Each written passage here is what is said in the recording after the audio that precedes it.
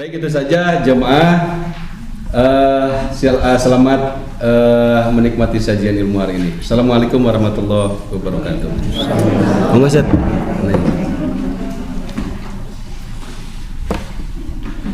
Baik Bapak Ibu, kita mulai. Bismillahirrahmanirrahim. Alhamdulillahirabbil alamin wa afdhalus salatu wassalamu taslim ala sayyidina Muhammad wa ala alihi wa ashabihi wa man ihtada bihadihi wa sanna bi sunnatihi ila yaumil qiyamah. Allahumma la ilma lana illa ma 'allamtana innaka antal alimul hakim. Allahumma ij'alna mimman yastami'una al-qawla fayattabi'una ahsanah. Assalamualaikum warahmatullahi wabarakatuh. Baik, Bapak Ibu yang rahmati Allah Subhanahu wa taala, sebelum kita mulai, mari kita sama-sama membaca surah Al-Fatihah. Niatkan di dalam hatinya masing-masing untuk kebaikan diri sendiri, keluarga, anak, saudara-saudara, dan kaum muslimin dan muslimat. Al-Fatihah.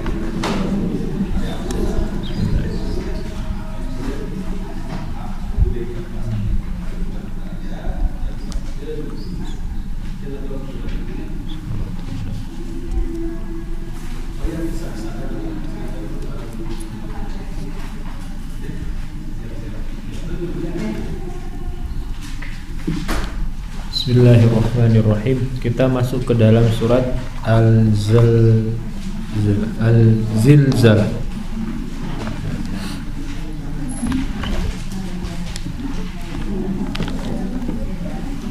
Terakhir kita sudah selesai dalam surat Al-Bayyinah.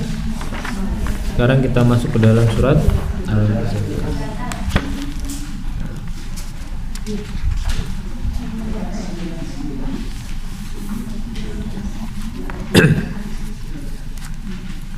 Seperti biasa, kita akan masuk dulu ke dalam muqaddimah.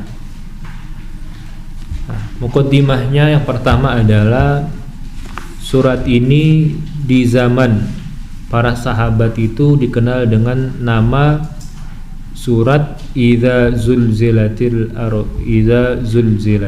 Ardu.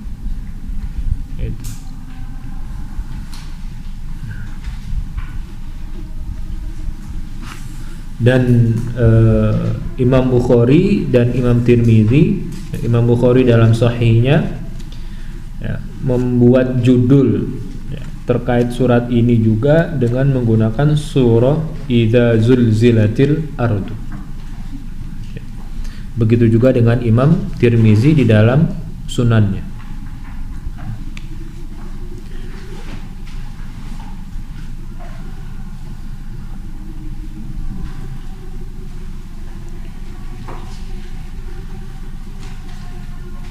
Dalam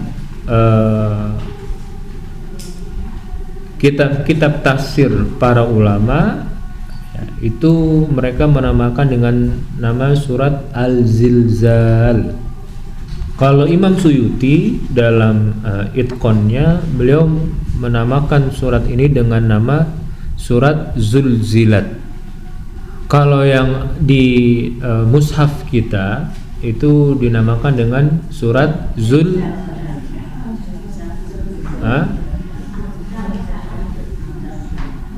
Al-Zalzalah.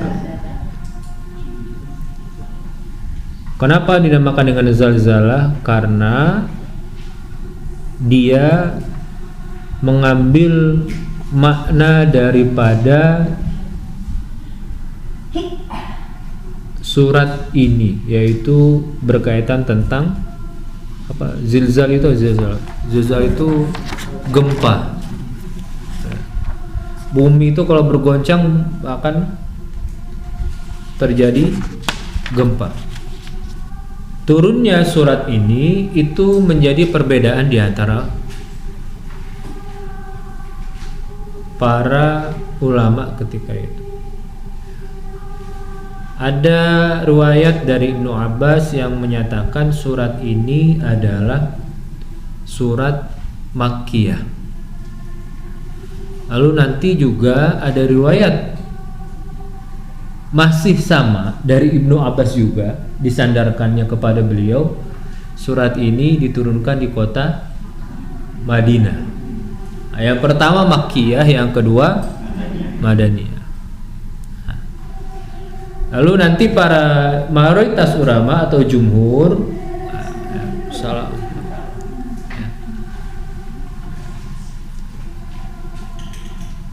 mereka mengambil kesimpulan bahwasannya surat ini termasuk ke dalam surat Makkiyah. Kenapa? Karena temanya yang membicarakan tentang hari kiamat, keesaan, surga, neraka, dan sebagainya. Nah, itu. Ada yang masih ingat Bapak Ibu apa saja ciri-ciri surat Makkiyah dan Madaniyah? Makkiyah pendek-pendek. Kontennya bu, kontennya.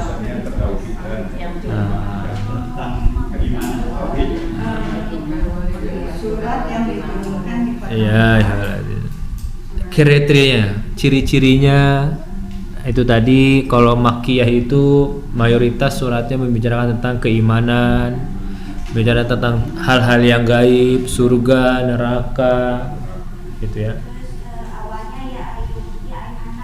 Awalnya ya Yuhannas, kalau ya ayyuhalladzina amanu Madaniyah. Itu. Kenapa? Karena di kota Madinah ada orang yang beriman dan ada orang yang munafik. Kenapa ya Yuhannasu? Karena khitabnya pada waktu itu adalah untuk manusia, yaitu yang ada di kota Mekah secara umum. Kenapa? Karena manusia ketika itu masih dalam keadaan musyrik. Itu ya. Lalu apa ciri-ciri dengan Madaniyah? Madaniyah ciri-ciri yang paling utama, yang paling mudah adalah lebih dominan menggambarkan tentang tata cara dan hukum-hukum. Nah, itu kalau Madaniyah. Maka hampir semua yang berkaitan dengan tata cara, hukum-hukum, itu diturunkan di kota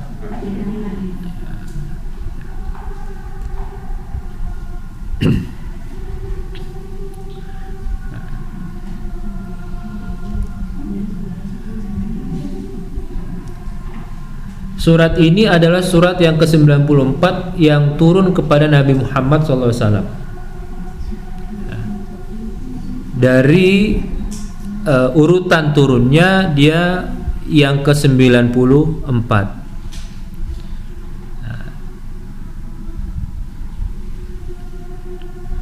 Turun surat ini kepada Nabi Muhammad setelah beliau menerima surat An-Nisa dan sebelum surat Al-Hadid. Itu.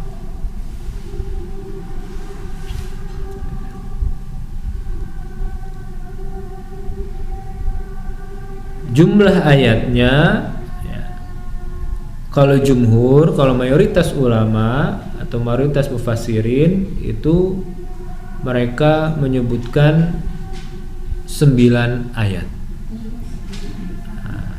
Nanti ada juga yang berpendapat bahwasannya jumlah ayatnya itu hanya 8.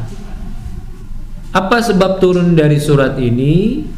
Sebab turun surat ini diantara lainnya adalah pertanyaan yang diutarakan oleh orang-orang kafir kepada Nabi Muhammad SAW tentang kejadian kapan tepatnya hari kiamat itu akan terjadi.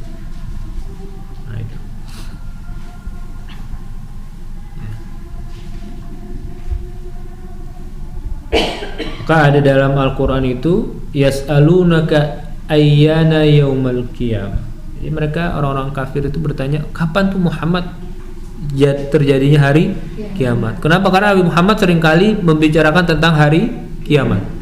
Orang kafir tanya, kapan terjadinya? Mata hadzal wa'du in kuntum shadiqin. Itu juga ungkapan orang-orang kafir kepada Nabi Muhammad. Kapan tuh terjadinya hari kiamat kalau kamu benar-benar utusan yang diutus oleh Allah Subhanahu wa taala. Nah, Akhirnya Allah Subhanahu wa taala menjelaskan kepada mereka tentang ciri-cirinya saja. Karena kapan terjadinya hari kiamat itu secara tepat akan berlangsung itu Nabi Muhammad nggak tahu. Maka disebutkan ciri-cirinya aja.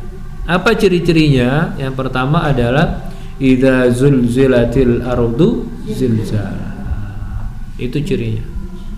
Jadi yang diinformasikan kepada kita itu adalah alamatus sa'ah, tanda-tanda atau ciri-ciri akan terjadinya hari kiamat. Selanjutnya yang kedua dari muqaddimah, kita masuk ke dalam al-munasabah. Apa munasabah itu? Keterkaitan atau keterhubungan atau kesamaan. Apa kesamaan atau hubungan surat ini, yaitu surat Az-Zalzalah dengan surat Al-Bayyinah? Surat sebelumnya itu menginformasikan kepada kita innalladzina amanu wa amilus solihati, apalagi ulaika hum khairul bariyah.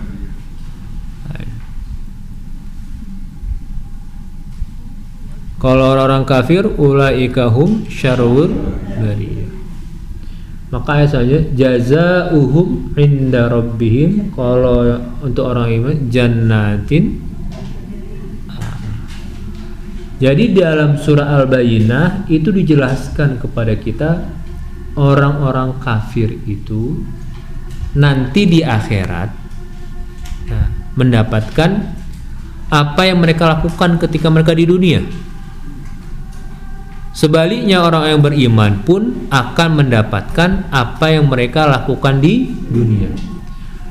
Jadi Al-Bayyinah itu menginformasikan terkait dengan sesuatu yang akan terjadi di akhirat. Di akhirat. Nah, kapan akhirat itu akan terjadi?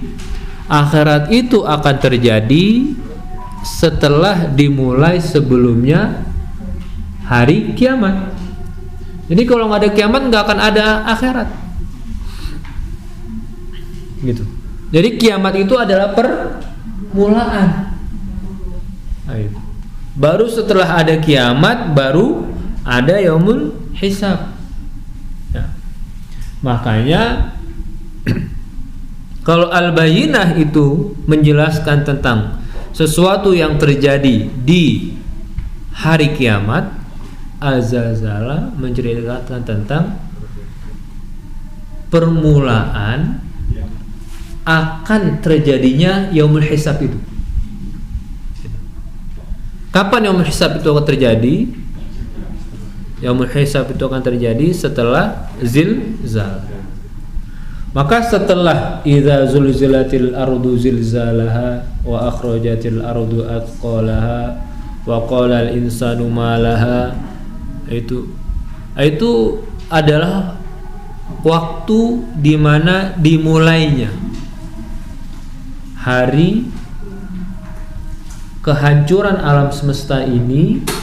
Setelah itu dibangkitkan semuanya. Setelah itu barulah terjadi yaumul hisab. Setelah semuanya hancur alam semesta ini, nggak ada yang sisa, mati semuanya, bahkan para malaikat gitu. Nanti yang sisa hanya beberapa, dan dia setelah semuanya sudah mati, maka yang terakhir juga meninggal. Hanya Allah saja yang masih hidup. Nah, itu. Baru setelah itu dibangkitkan semuanya untuk menerima catatan amalnya masing-masing. Itu tidak akan terjadi sebelum dimulai di bumi dulu. Nah, permulaannya dimulai dengan digoncangkan bumi itu, yaitu iza zulzilatil ardu zilzala. Artinya surat Al-Zalzalah ini menjelaskan tentang permulaan awal akan terjadinya hari hisab. Al-Bayyinah menjelaskan tentang apa yang diterima oleh orang-orang setelah yaumul hisab. Jadi kalau tidak ada zilzalah, enggak ada perhitungan. Itu apa namanya, hubungan antara surat Al-Bayyinah dengan Az-Zalzalah. Baik. Selanjutnya muqaddimah yang ketiga tentang maudhu'us surah, tentang tema dalam surat Al-Zalzalah. Apa tema dalam surat ini? Tema pertama dari surat ini adalah menceritakan tentang huru-hara yang terjadi nanti di hari kiamat.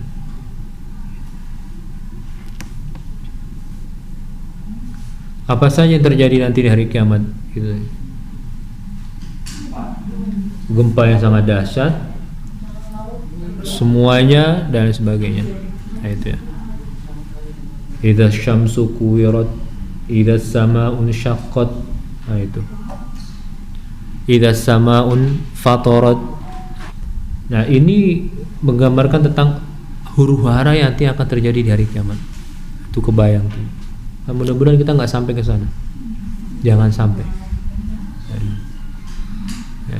Karena kalau kita sampai ke sana, itu gambarannya adalah wa tadau kullu dzatu hamlin hamlaha. Saking dahsyatnya hari kiamat itu, orang yang perempuan yang ketika itu mereka sedang hamil itu langsung melahirkan tanpa merasakannya.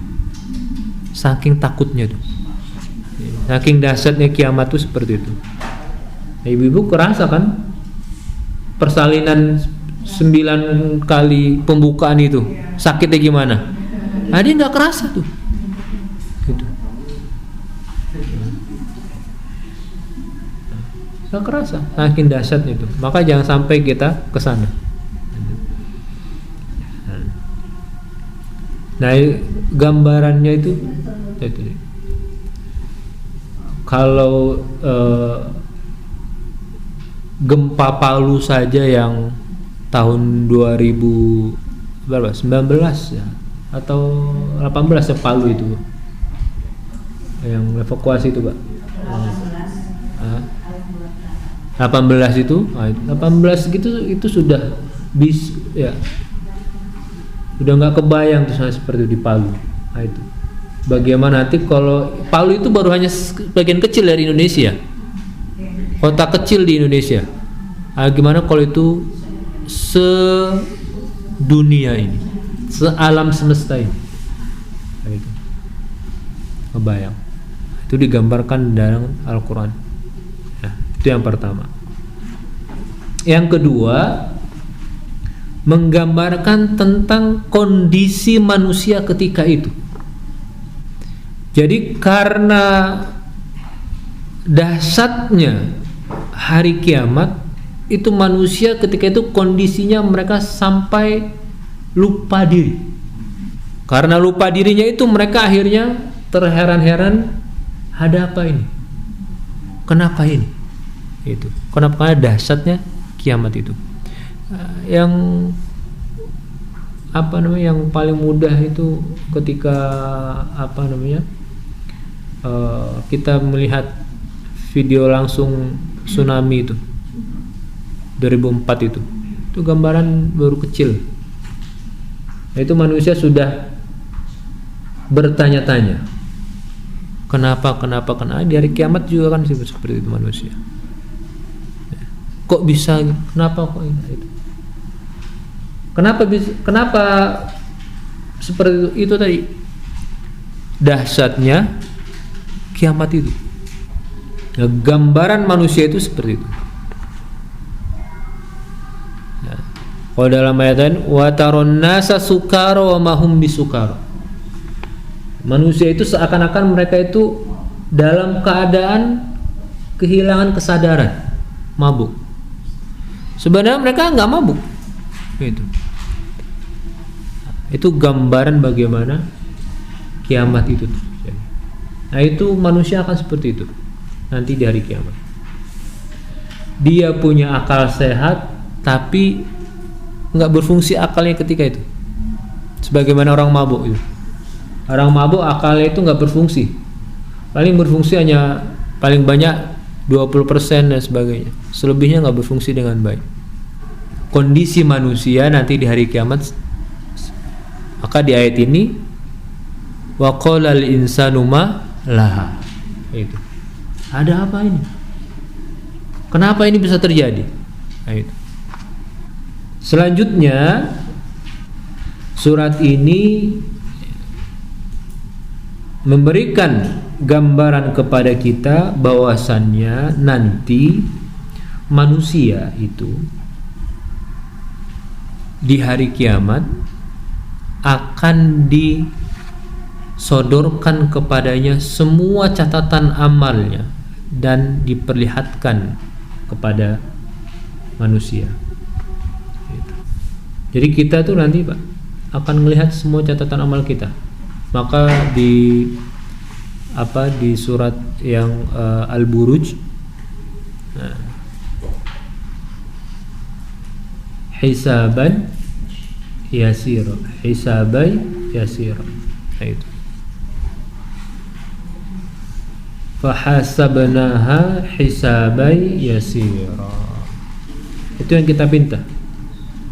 Kenapa? Karena kalau kita diperlihatkan amal kita lalu ditanya satu persatu, itu akan halak, akan hancur. Kita nggak ada yang selamat tuh. Tapi kalau amal kita itu diperlihatkan lalu kita masuk ke dalam golongan yang hisaban yasiro, artinya oke, lulus salawat. Maka sabda Nabi Muhammad SAW kepada Siti Aisyah, manukisha ahlaka, barang siapa yang ditanya satu persatu amalnya ketika nanti di hari kiamat, itu sudah bakal celaka orang itu. Nggak bayang itu satu persatu. Niat kita kesini tuh bagus, coba dijalani nanti macam-macam niat itu. Nah itu kalau satu persatu ditanya itu, misalnya ibu berangkat tadi jam 9 nih, saya baru masuk jam 10 kurang seperempat. Nah itu di otakku udah macam-macam nih. Usah nggak hargain ini, mentang-mentang nah itu.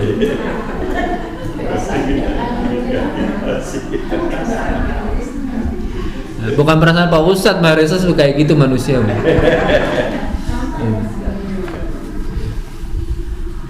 Umumnya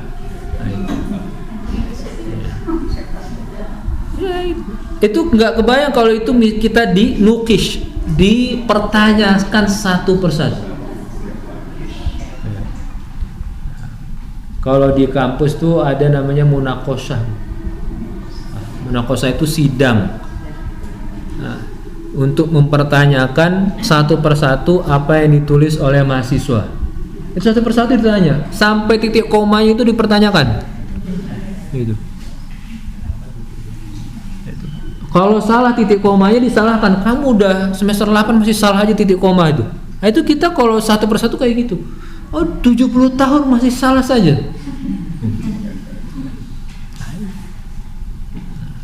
Itu terjadi nanti.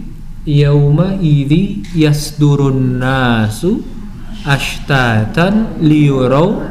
Itu. Hari itu akan disodorkan semua amal manusia kepadanya.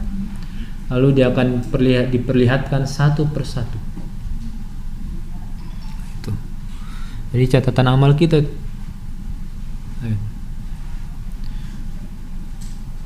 Siapa yang mencatat? Kiroman katibin. Ya'lamuna ma taf'alun. Mereka semua tahu apa yang kita tulis. Nggak ada yang kelewat satupun. Bahkan dalam surah Kahfi itu disebutkan ahsohu fanasu. Semua akan ditulis dengan teliti sampai kita lupa, seakan-akan kita tuh nggak pernah melakukannya. Gitu. Padahal kita pernah melakukannya itu, cuman karena kita udah lupa kapan itu kita lakukannya, ya kita ngebantah, enggak, saya nggak pernah melakukannya. Nah, malaikat nih ada itu. Nah, malaikat apa? Kiroman mereka fungsi apa? Katib, mencatat. Jadi gampang saja, tinggal buka catatannya. Catatannya nih. Nah, itu. Nah.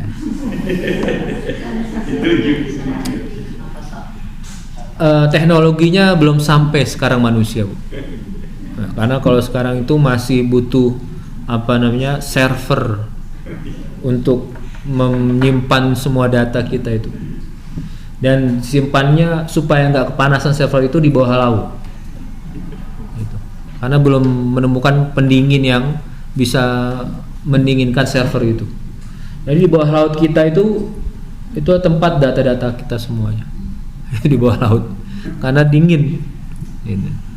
Nah, teknologinya belum ada, belum sampai manusia sekarang, tapi teknologi malaikat, wah, luar biasa yang Allah ciptakan. Ahsohu fanas.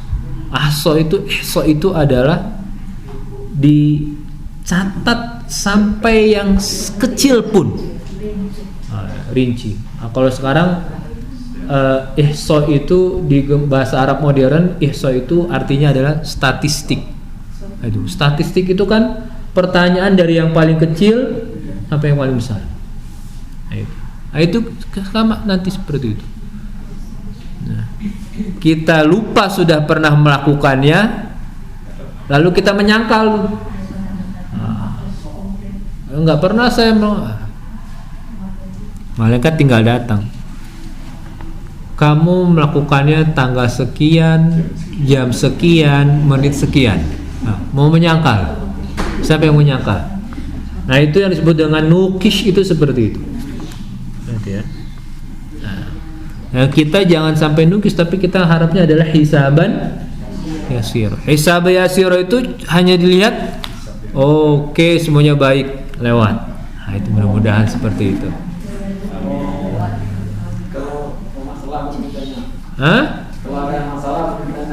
Sudah lewat, Pak. Hisab yasir itu hanya dilihat semuanya baik, lewat. Nggak nukis kita, mudah-mudahan ya itu. Mudah-mudahan, Pak. Maka pintalah Allahumma hasibna hisaban yasir. Ya Allah, hisablah kami dengan hisab yang diberikan kemudahan dalam hisabnya itu. Baik. Selanjutnya tema surat Az-Zalzalah itu berkaitan dengan isolul jaza linnas min khairin wasyarr. Jadi surat ini menggambarkan bahwasannya manusia itu akan menerima semua balasan yang pernah mereka lakukan. Dan gak ada yang disembunyikan juga. Gitu. Baik amalnya itu adalah amal soleh atau amal maksiat. Nah, itu.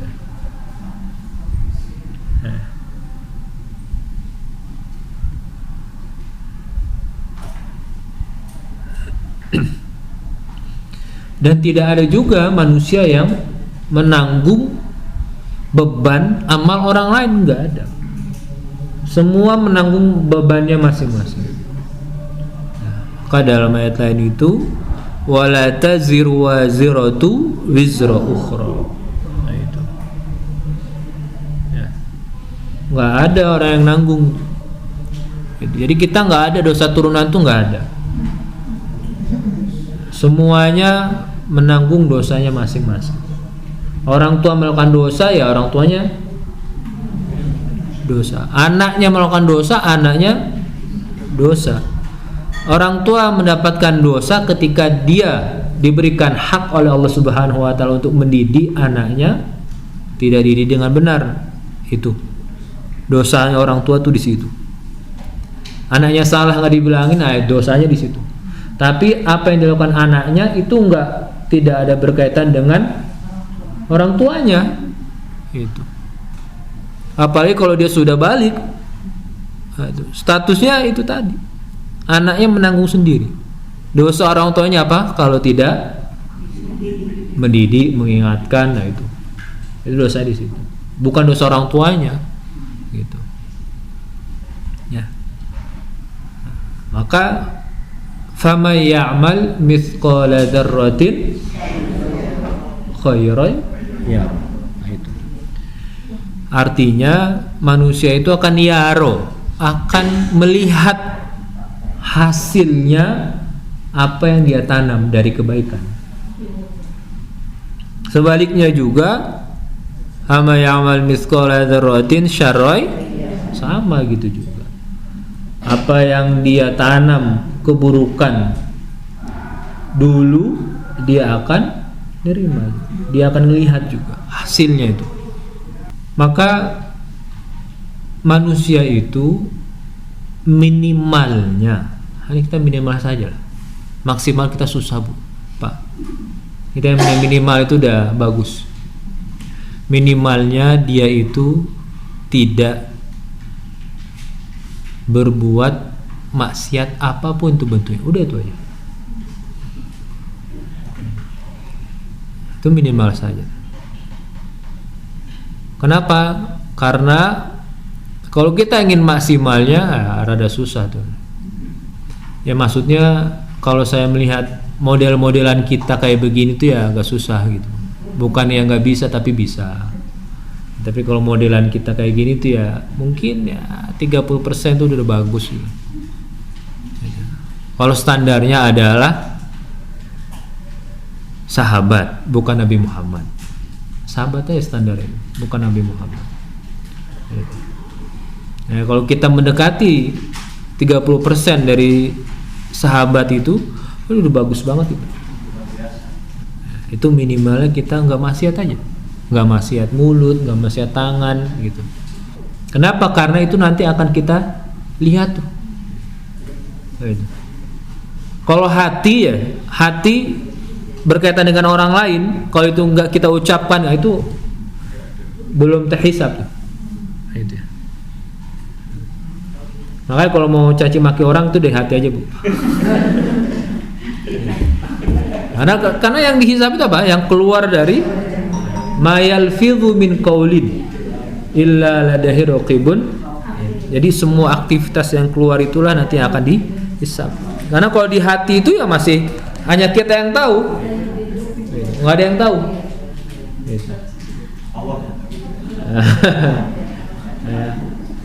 Kalau dengan Allah lebih gampang taubatnya, istighfar selesai. Yang susah kan urusan dengan manusia. Itu. Makanya itu tadi. Kalau kita jengkel manusia, dikeluarkan. Ya. Kalau mengeluarkan ya dengan bagaimana caranya supaya itu tidak keluar dari mulut kita tuh. Nah, semuanya kan bertanggung jawab. Cuma kan yang ditulis itu yang iya kan tanggung jawab, semuanya tanggung jawab. Gitu. Tapi memang kalau yang lebih utama ya tetap apa? Yang lebih utama itu apa? Ya memaafkan itu tetap lebih utama. Lebih utama seperti itu. Ya. Membuka dada untuk saudara itu yang utama seperti itu.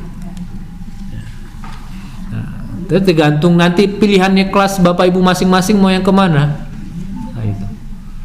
Kelas ekonomi yang duduknya tegap, turun dari kereta bukannya bersenang-senang malah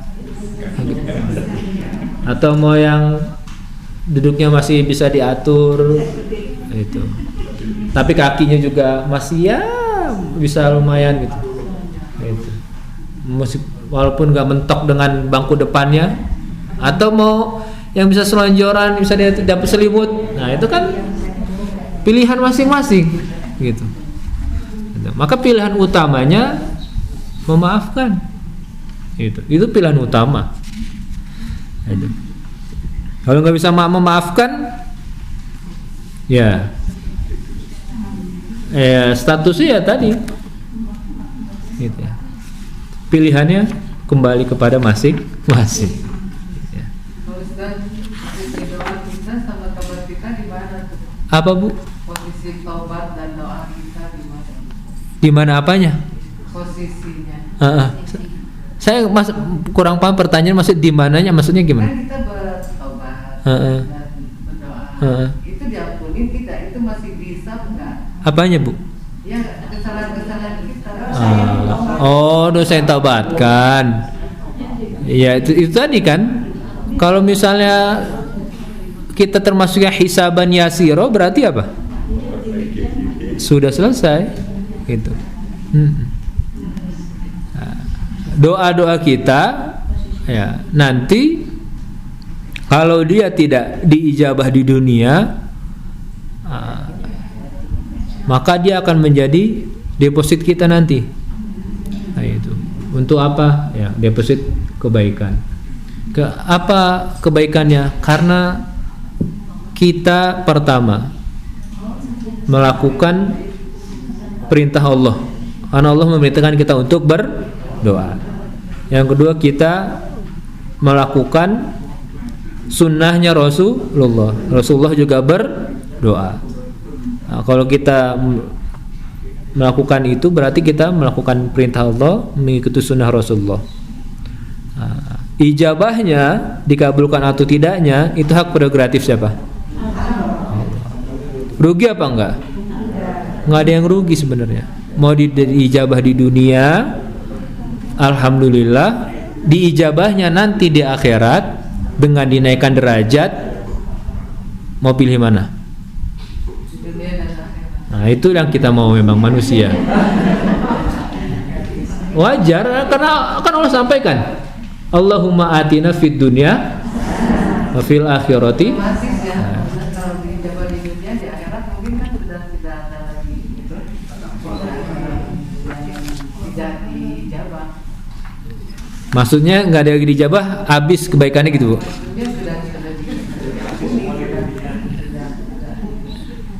Sudah ada. Ustaz, bukannya kita harus bersangka baik kepada Allah ya, daripada bersangka buruk, bisa doa, jangan-jangan nggak dikabulkan.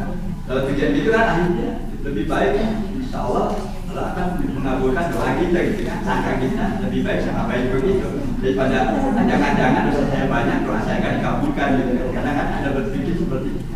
Iya betul Pak. Hanya saja permasalahannya manusia tidak selevel Bapak semuanya.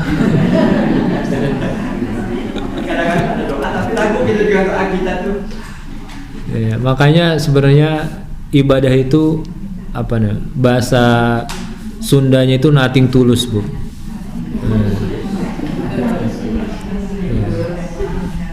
Ya, ini nggak ada ruginya itu. Apapun bentuk ibadah itu nggak ada ruginya. Itu. Doa itu nggak rugi. Kenapa? Karena doa itu mencerminkan keimanan dan keyakinan kita kepada Allah Subhanahu wa taala. Gitu. Dan kembali lagi ke surat Al-Jalah kan dari guncangan yang sangat mengerikan gitu. Ada suatu riwayat bahwa umat Islam itu tidak akan mengalami kiamat karena sebelum terjadi kiamat ada angin sejuk yang dari Yaman yang akan mematikan. Jadi artinya mengalami itu orang-orang yang memang sudah tidak beriman gitu, yang mengalami kejadian kiamat itu yang sangat mengerikan. Iya, betul Pak. Makanya tadi saya sampaikan jangan sampai kita pahami itu. Ya. Karena nanti manusia akan manusia yang paling buruk itu adalah manusia yang hidup ketika kiamat itu terjadi. Karena di saat itu Al-Quran sudah tidak ada, hilang, semuanya hilang. Kalaupun ada, itu orang sudah tidak. Kalau ada tapi nggak dibaca. Nah sekarang sudah semakin, jangan makin mendekat. Ustaz, bagaimana kalau lain di mulut, lain di hati gitu kan? Kata Ustaz tadi kalau diucapkan di hati kita walaupun bagaimana itu tidak apa-apa, tapi kan itu sudah niat tidak baik gitu dalam hati itu. Ya tapi kan ibu urusannya dengan Allah. Urusan Allah mah kan gampang, langsung astagfirullah. Yang susah itu urusan dengan manusia gitu. Misalnya saya nih, mohon maaf, siapa namanya ibu? Bu Yani gitu. Ya. Saya ngeliat Bu Yani itu hati saya langsung ini macem-macem tuh. Saya bilang ini ibu A, B, C dan sebagainya itu. Itu urusannya siapa? Saya dengan Allah. Saya bilang astagfirullahaladzim. Kenapa tadi saya gitu ke Bu Yani ya? Nah, itu lepas sudah selesai. Tapi kalau urusan saya dengan Bu Yani, saya bilang Bu Yani tukang ngambil apa macam-macam dan sebagainya. Itu kalau Bu Yani nggak ikhlas, itu berapi itu urusannya. Apalagi sampai sakit hati. Apalagi nggak maafin, nggak akan saya maafkan sampai nanti hari kiamat. Wah. Padahal belum sampai kiamat udah mati duluan. Nah, itu yang berapi maksudnya Bu. Yang terakhir muqaddimahnya yang keempat berkaitan dengan maqasidus surah, tujuan dari atau maksud dari surat Az-Zalzalah. Tujuan pertama dari surat ini adalah menjelaskan tentang kejadian goncangan bumi dan benturan yang sangat dahsyat di hari itu. Maka ketika itu terjadi, hancur segala sesuatu yang ada di atas muka bumi. Wa takunul jibalu kal'ihnin. Maka nggak usah heran. Jadi gunung yang menurut kita kokoh luar biasa, dia akan berterbangan. Kenapa dia bisa berterbangan? Karena dia keluar dari tempatnya. Gitu. Kan gunung itu wal jibala autada. Dia sebagai pasak. Nah, itu ini apa namanya? Pondasi. Kalau dia lepas dari tempatnya, apa yang terjadi? Bukan, kalau gunung itu lepas dari kayak paku payung, paku kalau misalnya ditutup ke dalam dia kuat. Kalau dia ditarik ke atas, dia tidak ada penahannya. Dia mau dilempar kemana saja itu bisa. Nah gunung tuh seperti itu. Wa takunul jibalu kal'ihnil. Itu nggak usah nanti kalau gunung itu kalau terjemahannya berterbangan seperti artinya ditiup, artinya dia tidak ada penahannya. Kalau dia di dalam bumi dia ada penahannya, maka dia akan ketika terjadi gempa bumi pun dia tetap akan kokoh karena masih di dalam penahan itu bumi. Tapi nanti ketika terjadi goncangan yang dahsyat, benturan yang dahsyat, yang di atas bumi itu hancur semuanya. Apalagi yang terjadi ketika itu bukan hanya yang di atas bumi ini hancur, tetapi bumi juga mengeluarkan semua yang ada di dalam perutnya. Berarti nanti apa yang di dalam perut bumi, kalau manusia maka manusia akan dibangkitkan. Kalau kandungan mineral yang ada di dalam perut bumi ini, maka semuanya akan keluar. Gitu. Nah, di apa namanya? Saya lupa antara Uzbekistan atau negara mana itu ada namanya pintu neraka, Bu. Apa? Turkmenistan. Namanya pintu neraka. Kenapa dinamakan pintu neraka? Karena itu terjadi diakibatkan kesalahan manusia. Dia mau ngebor mencari sumber daya alam, itu ternyata mau dipadamkan malah nggak padam. Sudah lebih dari 50 tahun apinya nggak habis, nggak mati-mati, dan itu sedalam 70 meter nggak salah. Ya kurang lebih ke Indonesia kayak gitu. Coba 50 tahun dia belum habis, nggak mati-mati, Bu, apinya itu. Maka disebut sebagai pintu neraka karena nggak mati-mati apinya. Itu gimana nanti kalau keluar semuanya, ya. Nah, Al-Izalah itu tujuan itu menggambarkan, menjelaskan kita terkait yang demikian. Jadi bukan hanya manusia yang dibangkitkan dari kuburnya, tapi semua kandungan bumi ketika itu akan keluar. Selanjutnya, tujuan dari surat ini menjelaskan tentang bahwasannya nanti manusia, ya, itu akan dikumpulkan semuanya di dalam satu tempat untuk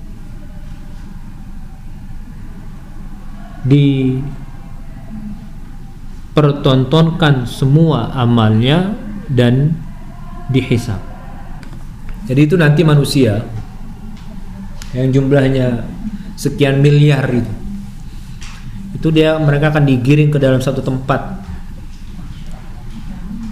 Setelah itu, di tempat itulah nanti manusia akan diperlihatkan semua amal baiknya, akan dihisab semuanya tanpa memandang bulu.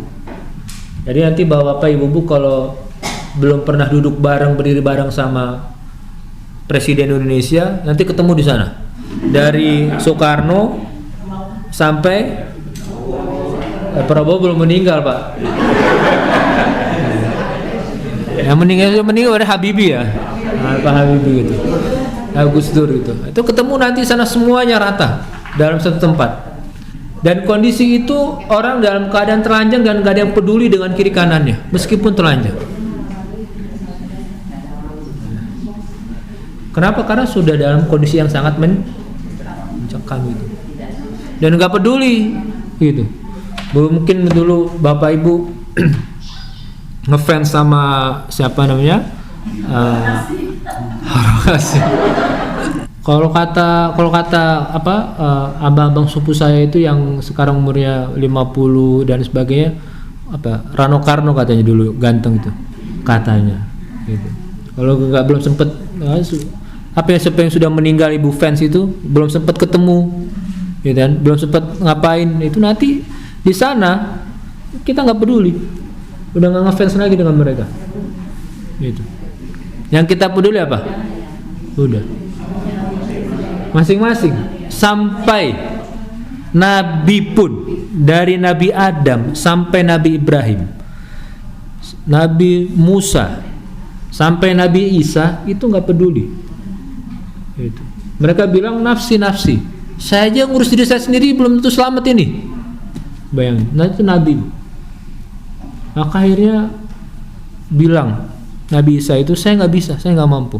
Idhab ila Muhammad, pergi ke Muhammad, Nabi kita tuh. Maka Nabi kita nanti yang menghadap Allah Subhanahu Wa Taala itu. Ya. Nah, makanya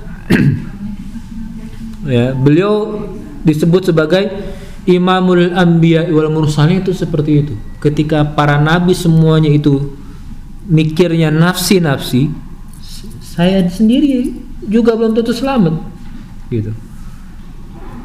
Semuanya itu. Dari Nabi Ibrahim, idhab ila Musa, idhab ila Isa, saya nggak bisa, idhab ila Muhammad, pergi ke Muhammad coba. baru Nabi Muhammad bilang, ya, semuanya, maka yang ngaku umatku berada di depan. Maka ya, umatnya berada di paling depan meskipun umurnya pendek. Itu karena Muhammad, kita Muhammad sallallahu alaihi wasallam. Itu terjadi nanti seperti itu. Semua manusia akan dikumpulkan dalam satu tempat. Nah, dalam surat ini, dalam ayat berapa tadi? Yauma idzi yasdurun nasu ashtatan liyuraw a'malahum. Itu. Ya. Baik, selanjutnya yang terakhir,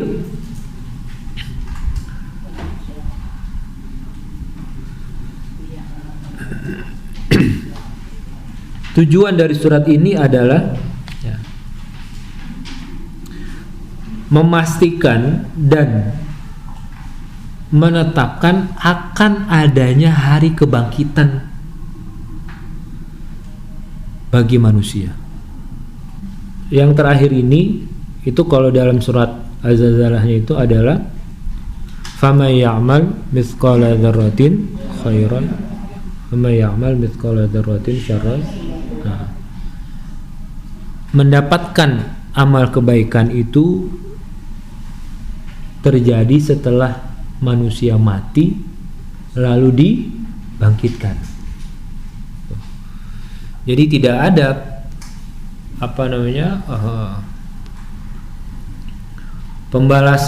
balasan yang diterima manusia itu kalau sebelum mereka mati itu nggak akan. Jadi manusia itu harus mati dulu baru dia akan mendapatkan balasannya. Nah, kalau bapak ibu takut mati itu nggak akan pernah tuh ketemu dengan balasannya yang akan di dunia tuh. Iya. Karena pintunya mati dulu. Gitu. Setelah mati kita masuk fase di antara kehidupan dunia dan akhirat. Setelah itu baru dibangkitkan. Nah, dibangkitkan itulah baru manusia akan mendapatkan balasan.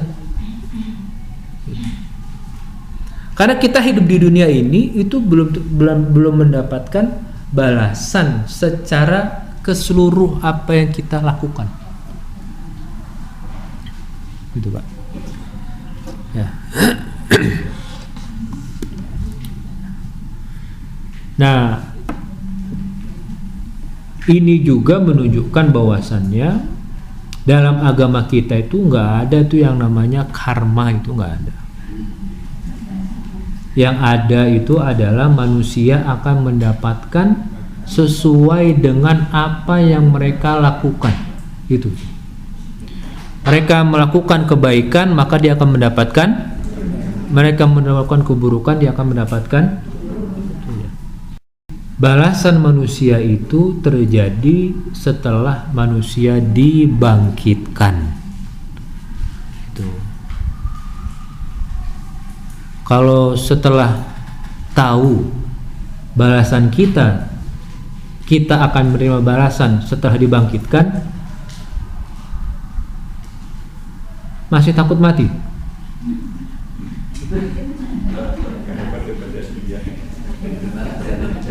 Masih takut mati nggak bapak ibu tuh? Takut juga pasti datang. Bukan takut mati Ustadz, itu jawabannya Bu. Biasanya jawabannya apa? Bukan takut mati Ustadz, tapi bekalnya belum ada. Nah, emang ibu selama ini bekalnya kemana?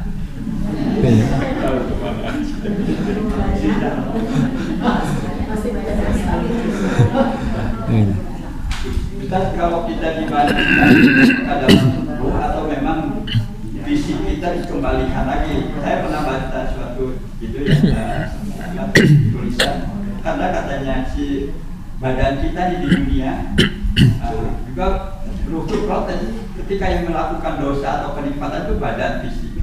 Kenapa kalau misalkan tidak dibangkitkan dengan fisik, ruh aja bisa ruhnya yang disiksa, yang menikmati fisik kita ini yang ada ini.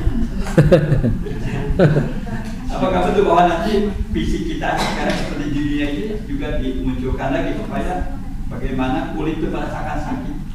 Iya, semuanya Pak. Percis seperti sekarang hidup di dunia.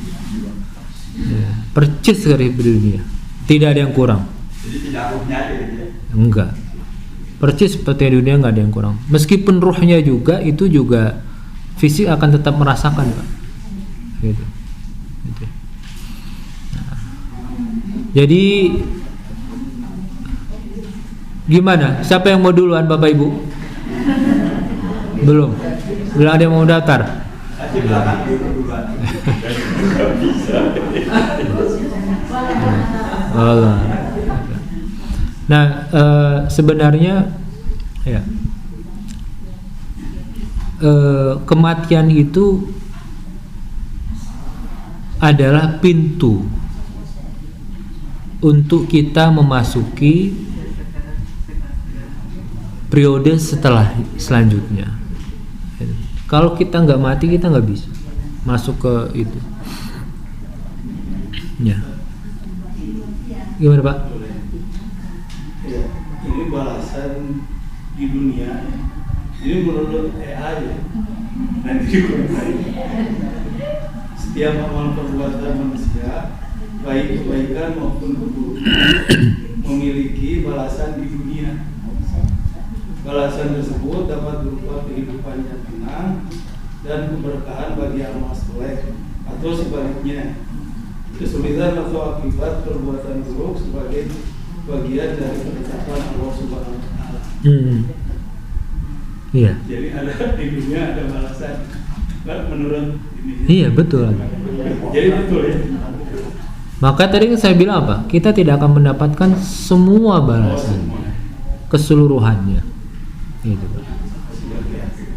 Kalau kita nggak mati, kita nggak dapat, Pak.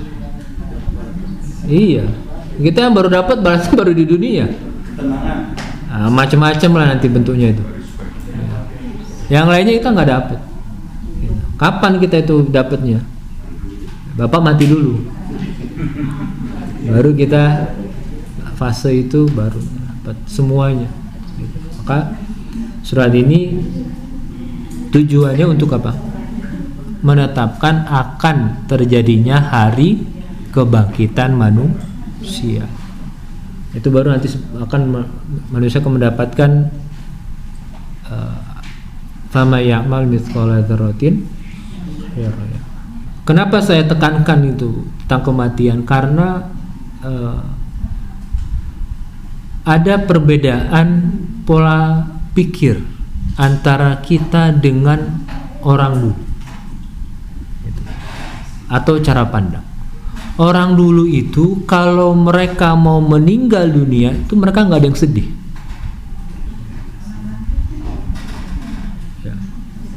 Kenapa? Karena mereka punya pemahaman kalau saya meninggal dunia maka saya akan bertemu dengan orang-orang yang saya kasihi dulu tuh, yang telah pergi meninggalkan saya terlebih dahulu. Itu sahabat juga begitu, Pak. Maka ketika sahabat itu sudah mereka dalam sakaratul maut, mereka nggak ada yang sedih. Kamu apa yang kamu sedih? Enggak, saya nggak sedih. Karena besok ketika saya mati saya akan bertemu dengan Muhammad. Saya akan bertemu dengan Nabi. Saya akan bertemu dengan Abu Bakar. Saya bertemu dengan Umar. Saya ngapain saya sedih? Orang saya ketemu yang saya akan bertemu dengan mereka, ngapain saya sedih?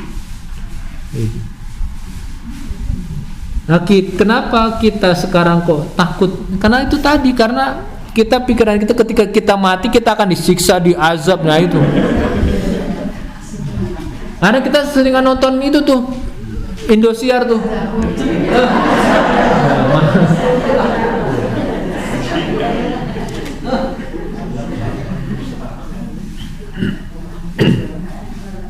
Padahal sahabat enggak tuh. Sahabat ketika mereka dalam bukan sakaratul, ketika mereka sudah merasakan, ini hebatnya. Mudah-mudahan kita termasuk orang-orang yang bisa merasakan kapan datang, kapan tepatnya kita akan dijemput oleh malaikat maut itu. Itu para orang soleh biasanya tahu. mereka sudah bisa merasakan. Orang soleh, orang sahabat sebenarnya mereka bisa merasakan tuh, gitu. Entah 1 hari sebelumnya atau 2 hari sebelum mereka sudah bisa merasakan. Nah, itu mereka ketika sudah mendekati ajal nggak ada yang khawatir.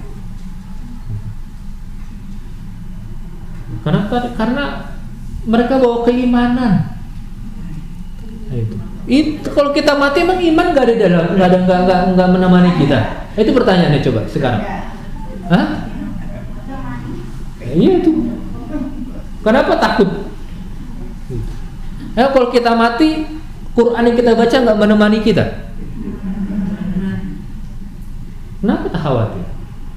Kalau kita mati, apakah amal soleh kita nggak mendampingi kita? Kenapa harus sedih? Semua amal baik itu akan menemani kita dimanapun kita berada. Apalagi iman itu. Makanya para orang-orang soleh, sahabat dan sebagainya, mereka ketika ingin meninggal dunia, mereka nggak khawatir. Nah, mungkin kita khawatir karena apa?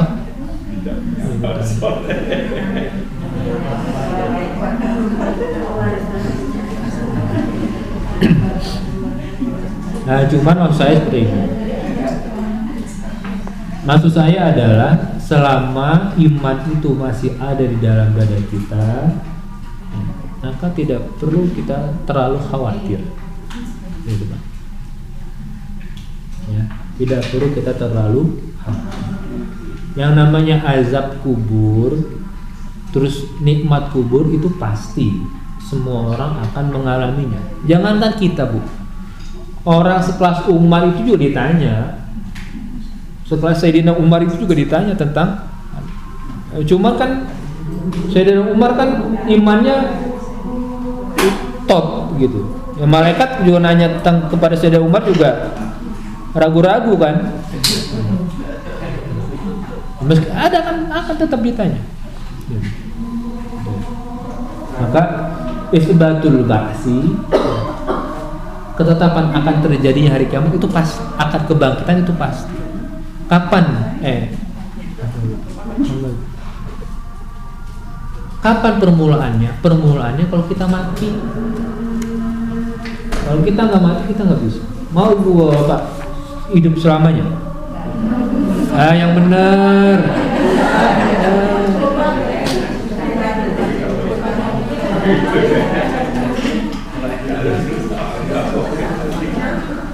Ya, mudah-mudahan kita yang umur panjang, amalnya juga panjang, amal soleh juga panjang.